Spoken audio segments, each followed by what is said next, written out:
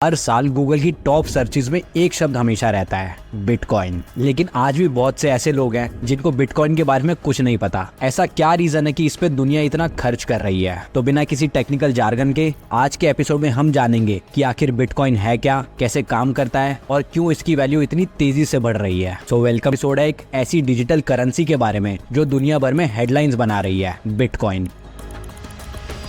सबसे पहले बिटकॉइन को समझना जरूरी है। बिटकॉइन एक डिसेंट्रलाइज्ड डिजिटल पैसे की तरह है जो 2009 में सतोशी नाकामोटो नाम के एनोनिमस इंसान या ग्रुप ने बनाया था। हमारे रुपए को इंडिया का रिजर्व बैंक और गवर्नमेंट कंट्रोल करती है। इसके ऑपोजिट बिटकॉइन का कॉन्सेप्ट ये है कि इस पे किसी भी सेंट्रल बैंक या गवर्नमेंट का कंट्रोल नहीं होता। बिटकॉइन को बनाया ही इसलिए गया था ताकि अपने ट्रेडिशनल बैंकिंग सिस्टम को बदला जा सके। तो बिटकॉइन आखिर काम कैसे करता है? बिटकॉइन एक टेक्नोलॉजी पर बेस्ड है जिसे ब्लॉकचेन कहा जाता है। सिंपल भाषा में समझाऊं तो जैसे आपके बैंक का एक नेटवर्क होता है, उसमें आपके पैसे ऑनलाइन दिखते हैं, आप पैसे ऑनलाइन ट्रांसफर करते हो, उस नेटवर्क को आपका बैंक ही चलाता है और बैंक ही मेंटेन करता है, इसलिए इसको सेंट्रलाइज्ड सिस्टम कहते हैं। वैसे ही बिटकॉइन का भी एक नेटवर्क है, लेकिन बिटकॉइन के केस में क्या होता है कि वहाँ रुपयों के बदले बिटकॉइन एक करेंसी के रूप में होती है और उस नेटवर्क को कोई बैंक या ऑर्गेनाइजेशन नहीं चलाती। उस नेटवर्क को आप और हम जैसे हजारों लोग मिलकर चलाते हैं। बहुत सारे लोग अपने कंप्यूटर्स की पावर और इंटरनेट को यूज करके बिटकॉइन का एक सॉफ्टवेयर चलाते हैं। इससे बिटकॉइन का नेटवर्क चलता रहता है और उसमें ट्रांजैक्शंस होती रहती हैं। इस सॉफ्टवेयर चलाने के प्रोसेस को माइनिंग कहते हैं। लेकिन अब सवाल उठता है कि कोई अपने कंप्यूटर की पावर और इंटरनेट क्यों देगा? तो देखो, जब भी कोई बिटकॉइन माइनिंग करता है तब उसे बदले में बिटकॉइन रिवॉर्ड की तरह मिलता है। अगर आपको याद हो तो बिटकॉइन की शुरुआत में उसकी कीमत सिर्फ कुछ पैसे हुआ करती थी।